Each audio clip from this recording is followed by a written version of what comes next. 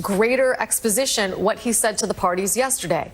Mr. Trump has already been found liable for sexually assaulting Miss Carroll by forcibly inserting his fingers into her vagina. That is the fact. That is a fact found by a jury of 9 of his peers last May, 6 men, 3 women. And he will also tell them that that same jury found Donald Trump liable for defaming Miss Carroll by denying the truth of those allegations. Again, today's jury, the decision for them turns on not whether Donald Trump defamed E. Jean Carroll, but how much damage he did to her, not only by making his initial statements in June of 2019 when he was still president, but then continuing to double down on those statements for years thereafter, starting after the verdict last May when he went on CNN and denied it on stage with Caitlin Collins, and then has continued to do it almost daily since. We obviously have seen footage of him doing it last week in New Hampshire. We have numerous and copious Truth Social posts in which he's doing it again and again and again. And the plaintiff's lawyers here were very successful in introducing some of the worst of those statements to this jury. So Lisa, Trump is expected to be back in the courtroom again today as closing arguments begin. Give us a sense as to what we might hear in the respective closing arguments, and just what's the timeline going forward? When do we think the jury will get this, and when could they reach a decision? Well, let me start with what I think we'll hear today. I think from E. Jean Carroll's lawyers, we will hear them go through the evidence that they adduced about the damage done to her. And I want to make sure, John, that you and our viewers understand it's not just about the damage done to her reputationally. They had an expert come on and say, reputationally, the damage to E. Jean Carroll would cost between $7 and $12 million to repair. But she's also experienced severe emotional pain and suffering from the sort of death threats and rape threats that have come into her, as she testified, almost daily since his defamation began 4 years ago, roughly 4+ years ago. So we'll hear that from her lawyers, asking the jury to really put a dollar amount on that, the emotional harm in addition to the reputation, and then ask the jury the most consequential question of all. What will it take to make Donald Trump stop? How much money will it take in punitive damages to punish him for his ongoing misconduct? On Trump's side, what they will say is, E. Jean Carroll wanted to be famous. She publicized this story. Going forward was her choice. She assumed some of that risk, and Donald Trump can't be solely responsible for it. In the same way, her reputation was enhanced in certain circles. They have argued that E. Jean Carroll has become a celebrity, a liberal cause, a Hollywood party goer, in part because she has brought these allegations against Donald Trump. They're going to say, you jury should offset those damages against the way in which this woman has been enhanced in our community. I know that sounds farcical, but the way in which she's been elevated in our community by these allegations. And then in terms of the timing, I think we'll see the jury start to deliberate this afternoon. Juries notoriously, as our colleague Danny Savalos told you last hour, hate to after a weekend. Judge Kaplan has made provisions for them to have meals late into the night tonight. I think if it takes them staying after hours tonight to reach a verdict, and they believe that they're deliberating in good faith and getting toward one, we could see a verdict later on tonight. If not, we'll come back Monday. We'll see what they do then. Yeah, and Lisa, in the first trial, they did come back within hours, so we know that juries can do that. They can come back quickly, and they may well do that in this case. Put some kind of numbers on this of what would look like a victory for E. Jean Carroll and her lawyers, and what would look like more of a victory for Donald Trump. What's the kind of scale of compensation of damages that we're looking at here? Well, first of all, Katie, we're looking at something far more than what she was awarded last time, where the award was $5 million based on her sexual assault and defamation claims solely stemming from one incident in October of 2022. But you and I both know the first time you tell a lie, it's far more damaging, right? So I think what we're looking at here is E. Jean Carroll's lawyers asking for somewhere in the range of $20+ million to compensate her for her injuries, and then somewhere in the range of 4, 5, 6 times that even with respect to punitive damages. It's not clear to me that they will actually ask for a specific amount or even multiplier of the compensatory damages. Rather, they may say to the jury, think about what this guy told you in his own words in the deposition clips we showed you. He told you he was worth billions and billions of dollars in his brand alone. He told you he has more than $400 million of cash on hand. Make it hurt. All right, former litigator and MSNBC legal analyst Lisa Rubin, thank you. We'll be watching that today. And we're going to take a 1-minute break. When we come back, Trump is trying to get involved with legislation and kill the border deal. We're going to show you some top Republicans who are pushing back on that. Back in 1 minute. Here's to getting better with age. Here's to beating these two every Thursday. Help fuel today with Boost High Protein. Complete nutrition you need without the stuff you don't. So, here's to now. Boost! Family is the most important. But sometimes a lack of energy can get in the way. Your body needs fuel, especially as you get older. But there's no better fuel for your body than whole fruits and vegetables. Balance of Nature's fruits and veggies supplements provides the nutrition your body needs, helping you embrace what matters most. Happy New Year! Get 35% off plus a free fiber and spice supplement by using discount code LOVE. No pain, no gain, Elaine. Hello, my hot girl. Megan Thee Stallion. You can call me Mother Fitness. Yes, we are not gymming like this no more. Welcome to Planet Fitness, where everybody can work out in their own way. Listen to Mother Fitness and join Planet Fitness today.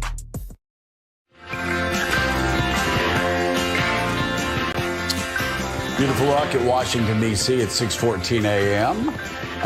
Cloudy skies actually over parts of Washington. And Willie, very cloudy skies over all of my sports teams. I told you yesterday that Big Al had entered the transfer portal because it seemed everybody at Alabama did.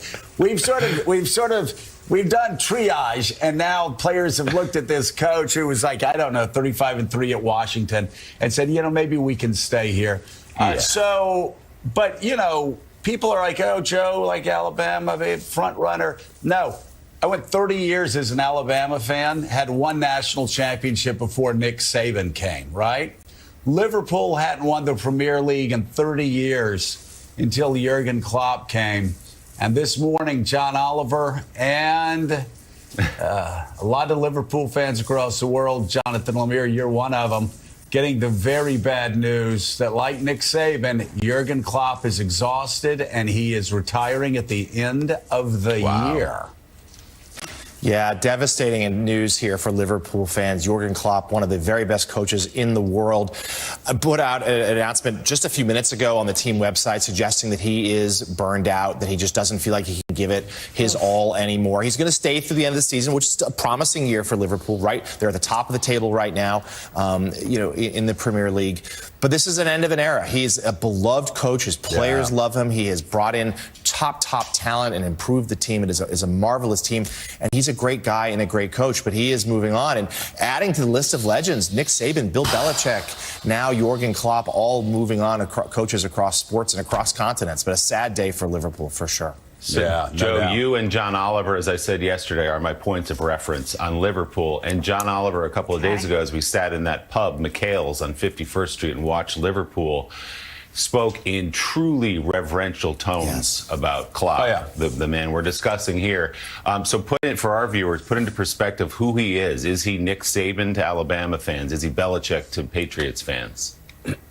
Well, I mean, for Liverpool fans, he certainly is, because this is a team that was really the greatest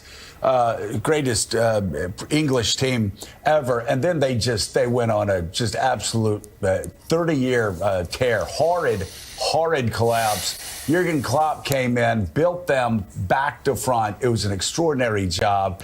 Won them, they won the Premier League for the first time in history, and then they won the Champions League.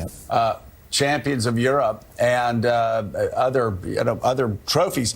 So he's massive, and so yet another loss for the good guys. I think, Mika, I'm going to start following the Williams Eves and Australian rules football. Okay. That's what my future holds for me. All right. Whatever gets us to politics, negotiators for a bipartisan Is that what they bill. do, Willie, in Australian rules football? Is it? When they score, I love that. The refs step up when they kick it through the uprights, and they do that little, little pull them out of their holsters and their 6-shooters. It's great. Yeah, well, that's what I'm going to be following. I'm so glad I know that. Negotiators for a They do bipartisan that on Senate Capitol Hill, bill. too, after a scrum, Alex says. Well, if they get a deal, they all do that, but no one's been doing that for a long time. The Republicans, at least. So negotiators looking for this bipartisan bill to address the southern border and foreign aid say talks are still on after Minority Leader Mitch McConnell appeared to throw cold water on the deal. The Kentucky Republican reportedly told colleagues in a closed-door meeting on Wednesday they may not want to undermine Donald Trump on the issue since he wants to run on it. Last night, Trump encouraged lawmakers to do nothing on the border. To keep the border open, Trump encouraged them to let fentanyl continue to flood in and let illegal immigrants continue to stream across the border. That's what Donald Trump said. And Republicans are so weak, they're going to do it. They're going to side with fentanyl and illegal immigrants instead of a bipartisan, tough border security So bill. then he went on social media and wrote incorrectly, "We are better off not making a deal, even if that pushes our country temporary close up for a while." But a handful of Republican senators are pushing back on letting Trump sink the deal. Take a listen. I think the border is a very important issue for Donald Trump, and the fact that he would communicate to Republican senators and congresspeople that he doesn't want us to solve the border problem because he wants to blame Biden for it is really appalling. The American people are suffering as a result of what's happening at the border. And someone running for president ought to try and get the problem solved, as opposed to saying, "Hey, save that problem. Don't solve it. Let me take credit for solving it later." I just reject the idea that we should reserve a crisis for a better time to solve it. That's people.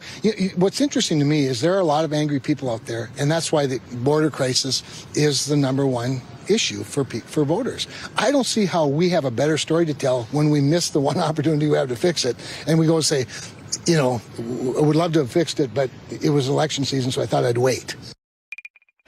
From my point of view, we need relief today, and what we're trying to do will help him if he gets to be president. I will say to President Trump, if we can put this package together the way I hope it falls into place, that you'll have more tools to secure America than you've ever had. And it's not about one president, it's about a system.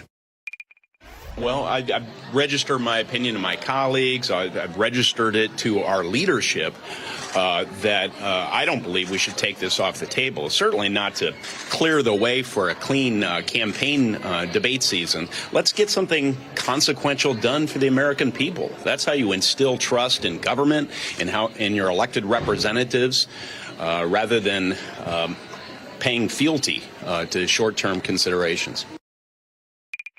I don't know how a bill becomes law. Go back to Schoolhouse Rock. If we don't take the opportunity now, there will be 0 Democrat votes for exactly the same policy beginning next year.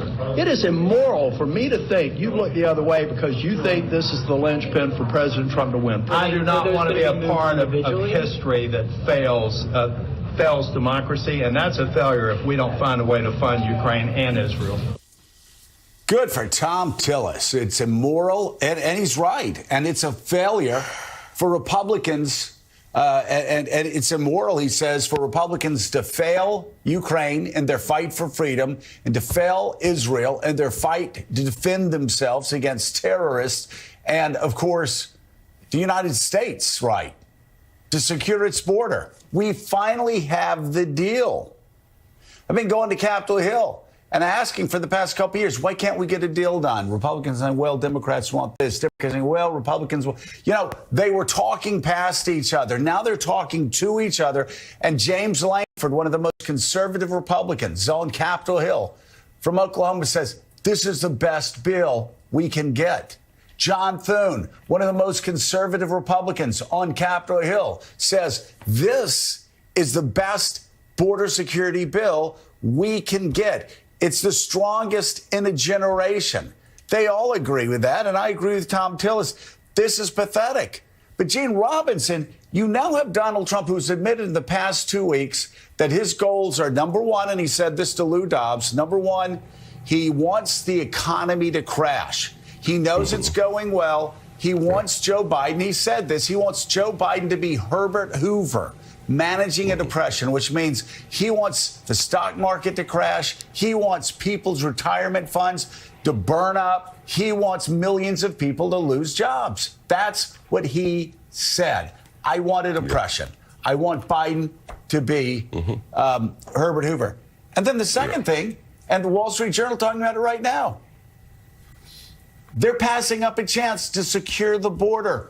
People, as Mitt Romney said, are suffering right now. Fentanyl flooding across the border, illegal immigrants streaming across the border. Democrats and Republicans in the Senate know how to stop it. Yeah. And House Republicans and Donald Trump won't do it. It is immoral, is it not? It is immoral. It is insane. And it shows what has happened to the Republican Party. It really does. I mean, this is not a serious political party anymore. It is a cult. It is a cult of personality around dear leader Donald Trump. Full stop. House Republicans are already against this deal that they have been braying for years and years and years. And good on those Senate Republicans that we just showed who came out and said, look, this is nuts. We have to pass this. We'll never get a deal like this. But let's see how they actually vote. Let's see how Lindsey Graham actually votes when it comes down to it. Let's see if Mitch McConnell can actually, get this across the finish line.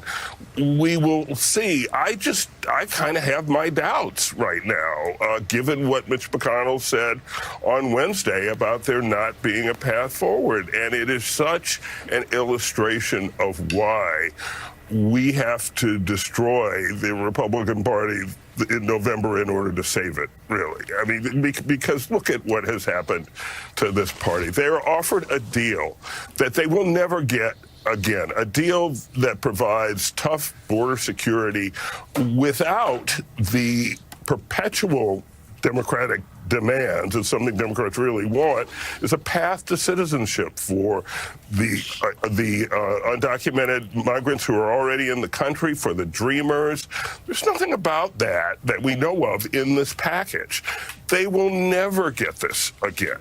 And yet they are about to snatch defeat out of the jaws of victory in a way that is just deeply unserious and deeply disturbing and bad for the country. And as long as Donald Trump is the cult leader of the Republican Party, this is where we're going to be.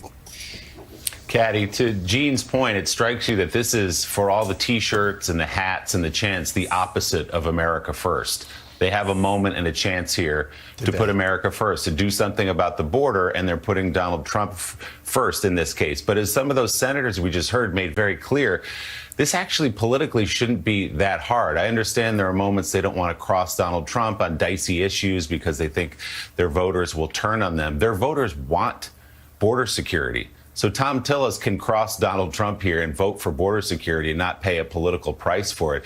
It doesn't even make sense to a lot of people watching this politically. On the policy, it certainly doesn't make sense because this is what they've been asking for generations.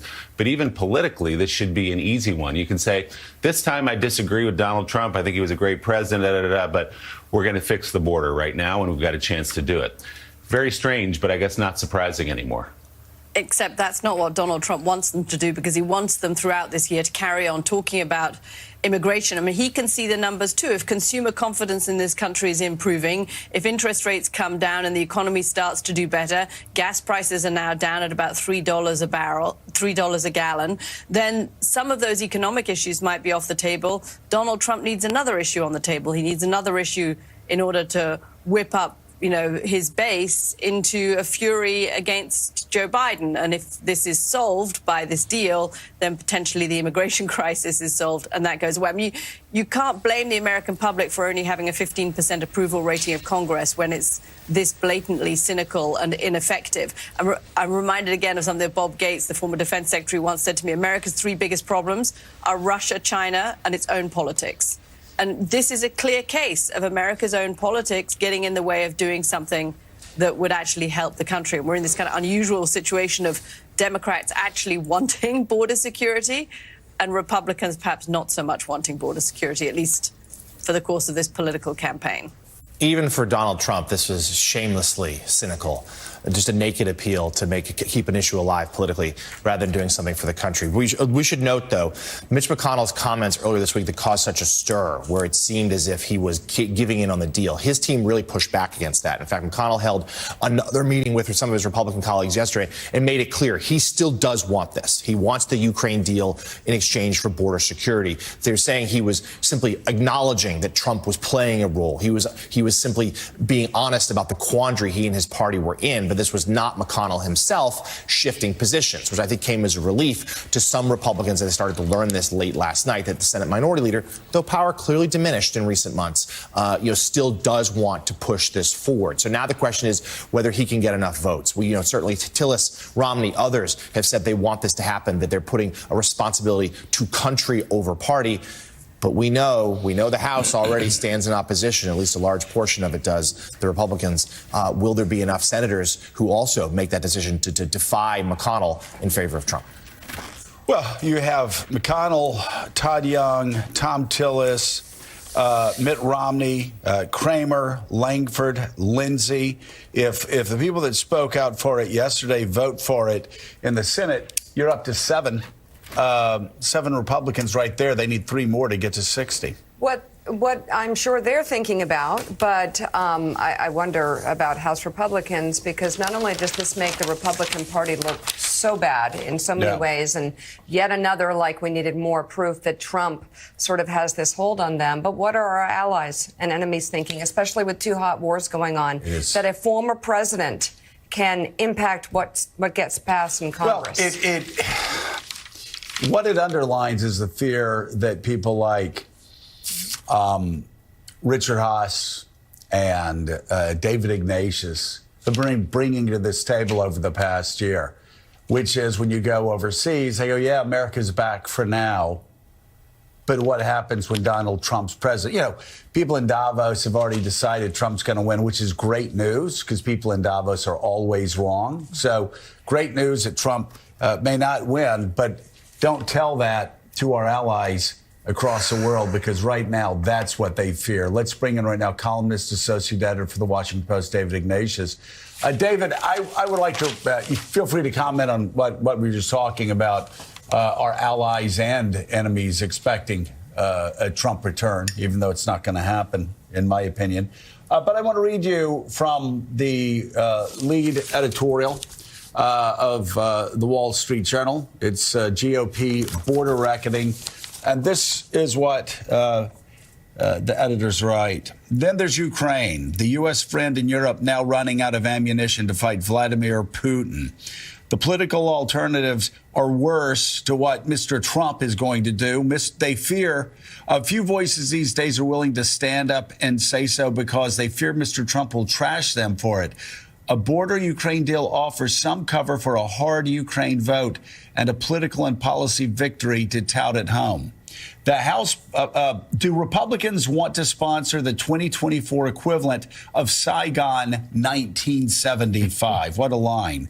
Do Republicans want to sponsor the 2024 equivalent of Saigon 1975? Mr. Trump may think a Ukraine defeat will help him, but don't be so sure. As president, he would inherit and embolden Mr. Putin with NATO allies in panic and adversaries around the world who think the U.S. is really in retreat. David Ignatius, your thoughts? So, Joe, first, I do hear European leaders, ambassadors here in Washington, saying that their governments are beginning to hedge against the possibility that Donald Trump could be reelected president. It's a very difficult and painful problem for them to think about. One thing I think people are beginning to focus on is how do you sustain Ukraine against the Russian invasion if the United States begins to pull back from the coalition of support. It's crucial for Europe that Vladimir Putin not win this battle. Europe's future over the next several decades will be different, entirely different, if Putin rolls on to victory and I think would mount another invasion toward Kyiv to try to take the whole country. So that's the first thing. I hear people talking more and more about how Ukraine can defend what it has. The idea that Ukraine is going to be able to expel the Russians entirely from its borders looks much more difficult now than it did. But it can hold the territory that it has more decisively. It can build the kind of defenses that Russia built in the south. It can develop its own domestic arms industry so it has enough ammunition to keep firing. It can develop the anti-aircraft weapons to keep Russian drones and missiles from destroying its cities. So I think there's that kind of hedging and protection discussion that's beginning. If this effort to provide continuing U.S. aid to Ukraine fails, Joe, I think of the people who fought to build up American credibility in the world. I think of my dad's generation that fought in World War II, the sacrifices they made. I think of the decades of struggle in the Cold War to build the reliability of America's name and commitment to its allies. That was hard work, year by year, and it's just shocking to me. It's shameful that people are on the verge of throwing that away by walking away from a country that has defended itself courageously, that has never asked for a single American soldier to do its fighting, is just asking for help. And when you think of all that would be lost in terms of America's reputation if we don't stand by this ally, it's shocking. It's something that will last in terms of our national reputation for much longer than people think. Well, and it really will. And when you talk about freedom in Europe, you go over all the years since the war, and yeah, we can talk about what the presidents have done.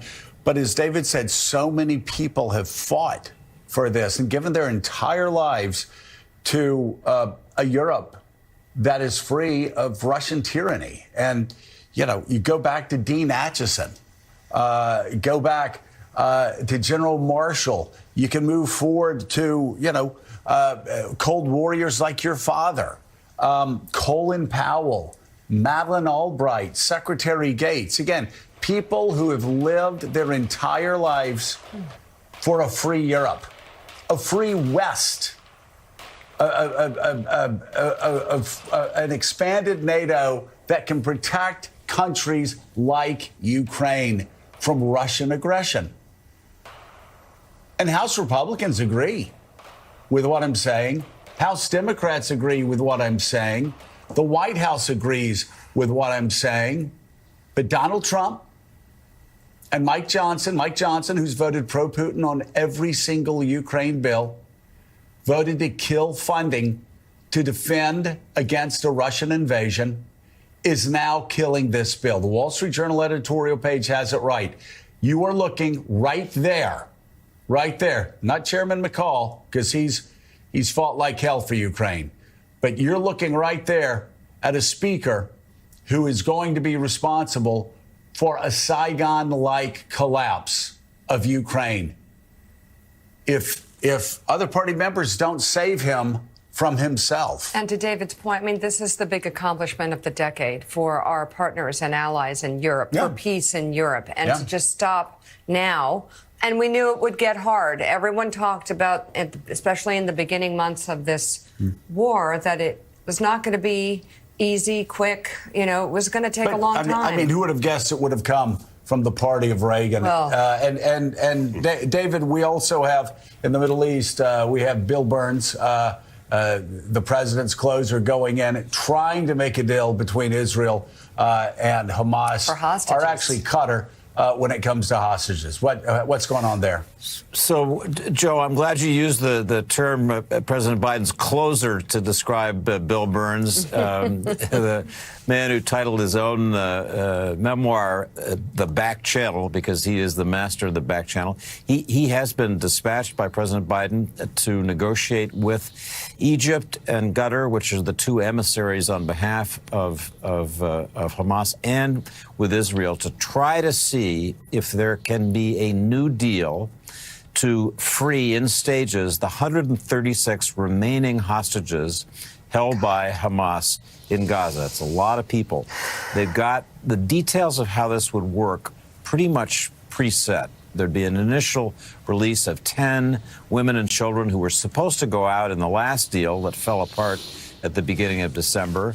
Then another 40 elderly, sick, ailing people who will be released for humanitarian reasons, along with women who were some of them women soldiers. And then a final group that is large, maybe 80 plus people, that would include men and also the bodies of those who've died either on October 7 or since in captivity. It's impossible to know how large that number is. This would be accompanied by a ceasefire of at least a month, maybe longer, in which there could be a real effort to alleviate the terrible suffering. I just want to underline that. I quoted somebody this week calling it unspeakable suffering of the Palestinian civilians in Gaza who are facing now the verge of famine. There isn't enough food, who are facing pandemic disease as it spreads through these terribly crowded, dirty camps. There'd be an opportunity during the ceasefire to finally get real humanitarian relief in for people. And there'd be an opportunity to address the issue that anguishes Israelis, I think, in their hearts more than any other, which is the fate of these hostages, the people who were stolen away from them on October 7th. So this is an opportunity for de-escalation. The U.S. has been working very hard. Say what you like about Joe Biden's team, but on this issue, trying to work to de-escalate this war, I think they've done an extraordinarily good job. And I hope Bill Burns in the next day or two can succeed, because that would mark, I think, an inflection point in this war after 3 months of let's be honest, of nightmare. We sure hope so, for the sake of those families and the hostages. David, I want to ask you about a fascinating story that broke yesterday. Even as Iranian-backed groups are attacking American interests and ships in the Red Sea, the Wall Street Journal broke the news that the United States privately warned Iran in advance of the terrorist attack this month that killed more than 80 people. That happened in a central city on January 3rd, targeting a crowd commemorating the anniversary of the death of Iranian General Qasem Soleimani. Citing American officials, the Journal reports the information given to Iran was specific enough to be helpful to the Iranian government in either mitigating casualties or thwarting the attack altogether. This is American intelligence. Several officials told the Journal it is unclear why Iran failed to stop or to mitigate that attack. Is this unusual, David, that the United States is sharing intelligence with Iran, especially in the midst of what's happening in the Middle East right now? So obviously, it doesn't happen often, but I think this is an illustration, Willie, of what intelligence services actually do. If you had normal, straightforward information, it could be passed by the State Department. When you have secrets like this, you sometimes have an interest in sharing them even with your enemies to build up the kind of liaison that exists. We don't hear about it, but even in the times of worst crisis, there always is continuing discussion. There is continuing discussion between the U.S. and Iran through back channels, quite apart from this. It's a shame that the Iranians weren't able to use the information and save that 80 plus people were killed. It was a terrible bombing. But the idea that the United States would try to help Iranians save lives against these terrible ISIS terrorists, even given our relationship, I thought was an illustration of what the CIA should be doing. The Washington Post, David Ignatius, thank you very much for coming on this morning. So, National Security Advisor Jake Sullivan is currently in Thailand, where he's set to meet today or tomorrow with China's foreign minister. The two will discuss the recent attacks by Iranian-backed Houthi rebels on shipping operations in the Red Sea. That's according to U.S. officials. Biden administration officials say the United States has asked China to convey messages to Iran throughout the conflict aimed at avoiding escalation. Another area of cooperation between China and the U.S. is action on the fentanyl crisis. Senior officials in China have agreed to form a joint task force aimed at limiting the flow of precursors from the Chinese chemical companies that are used to make synthetic fentanyl. In an exclusive interview, NBC News foreign correspondent Janice Mackey-Frayer spoke to one of China's top narcotics control officials about the task force. And Janice joins us now from Beijing with more. Janice, what can you tell us?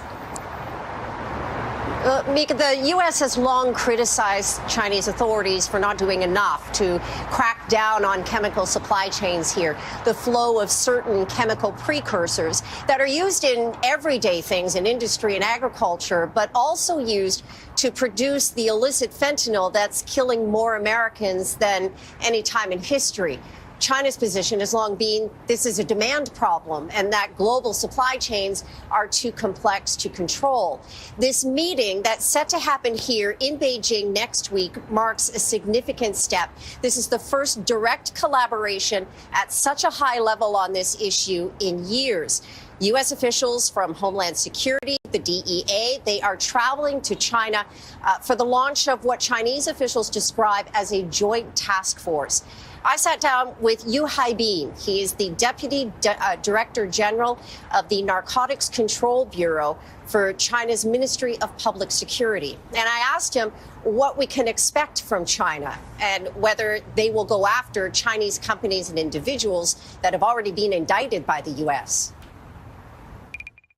相关的部门对于涉及到中国企业和个人的起诉和制裁所涉及到物质，中国并不管制，联合国也未管制，美方也没有提供给中方这些人违反中国法律的证据。Is there no willingness then to go after these companies that have been indicted by the U.S.? 不是没有意愿，是要依据中国法律。违反了中国法律，中国会予以严厉打击。从全球看，没有哪个国家比中国对于毒品犯罪的惩罚更加严重。 There hasn't been counter-narcotics cooperation since August of 2022. That's when China broke off talks as retaliation for Nancy Pelosi's visit to Taiwan. But there hadn't been real meaningful progress since 2020 when the U.S. sanctioned the Institute for Forensic Science and the National Narcotics Lab, both under the Ministry of Public Security, for alleged links to human rights abuses in Xinjiang. Both of them were removed from that entity list in October, right after President Biden met with China's President Xi Jinping in San Francisco. It was a direct trade-off to get a revival of the cooperation that we are going to see here next week. Some Republicans have criticized it as a weak move, but it is widely seen as one that's painfully necessary. When a bipartisan trip came here last October, led by Senate Majority Leader Chuck Schumer, 6 senators sat with Xi Jinping for 80 minutes and appealed to him directly by telling him stories about how fentanyl in the opioid crisis had ravaged their constituencies, and they believed that they got through to him. They talked to him about the reputational benefit that could come to China by helping the United States. But at this point, U.S. officials are resisting commenting on the meeting or their expectations. There's reason to be skeptical, given that talks in the past have been easily derailed by politics and political tension between the U.S. and China. Wow. NBC's Janice Mackey-Frayer live in Beijing. Thank you very much for that report. And coming up, an early attempt at interference in the 2024 election. The New Hampshire Attorney General is investigating an apparent robocall that targeted Democratic voters ahead of that state's primary. We'll take a closer look at the efforts underway to prevent widespread election interference this year. I mean, expect a lot more of that with as AI. we move through the year with the AI. It's going to be it's something that they really have to figure out how to clamp down on. That's just ahead on Morning Joe.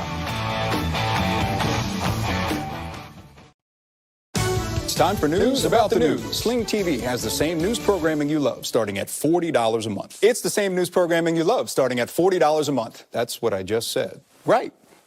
It's the same news for less, starting at $40 a month. Sling. I'm an active mom, but when I laughed, lifted, or exercised, bladder leaks were holding me back from doing the things I loved. Until I found a bladder specialist that offered me Bulkamid, a life-changing and FDA-approved non-drug solution for my condition called stress incontinence. It really works, and the relief can last for years. Take the next step at findrealrelief.com to arrange an appointment with an expert physician to determine if Bulkamid is right for you. Results and experiences may vary. Move beyond the leaks. Remember the things you loved before asthma got in the way?